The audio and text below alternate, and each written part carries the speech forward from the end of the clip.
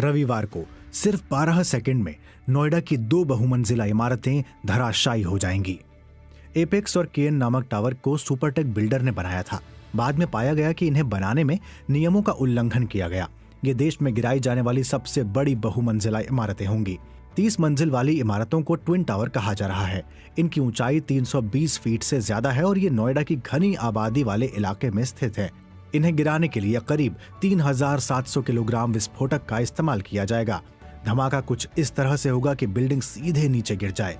इस काम के लिए बहुत दक्षता की जरूरत है और 3 देशों के इंजीनियर इस प्रक्रिया में शामिल होंगे। दुनिया भर में घनी आबादी वाले इलाकों में आमतौर पर इस तरह की इमारतों को गिराने की इजाजत नहीं दी जाती है। यही बात इस रविवार की कार्रवाई को अलग बनाती है।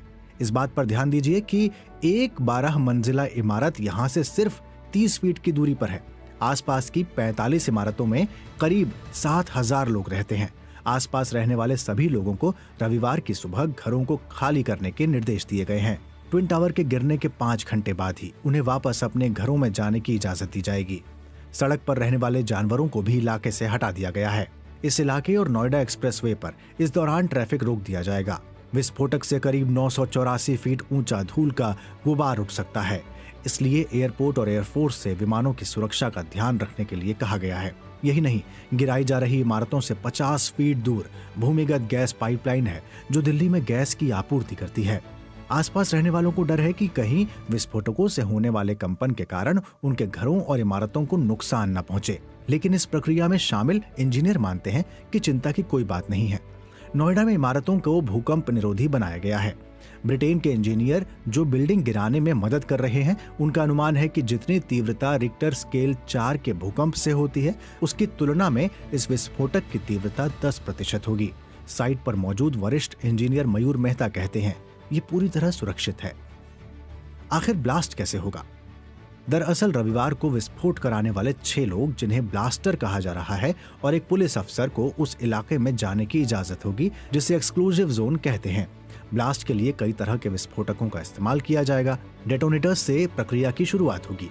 कुछ ही मिलीसेकंड में छोटे प्लास्टिक ट्यूब शॉक वेव की मदद से विस्फोटकों को सिग्नल भेजेंगे जो दोनों बिल्डिंगों में लगाए जाएंगे। कई महीनों से ब्लास्टर्स 30 मंजिला इमारत के अलग अलग हिस्सों में जा रहे थे। इमारतों की बिजली सप्लाई काट दी गई है, एस्केलेटर निष्क्रिय कर दिए गए हैं।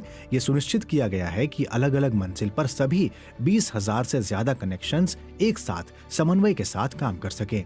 एक गलती से पूरी प्रक्रिया अधूरी रह सकती है। मेहता की 11 साल पुरानी कंपनी के लिए ये बहुत चैलेंजिंग काम नहीं है। उनका कहना है कि वो पहले भी 18 से 20 इमारतों को गिरा चुके हैं।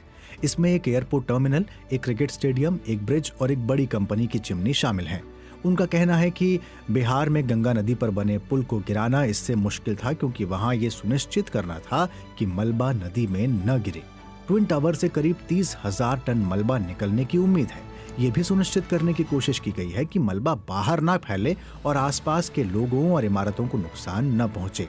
करीब 1200 ट्रक मलबे को रिसाइकलिंग के लिए ले जाएंगे।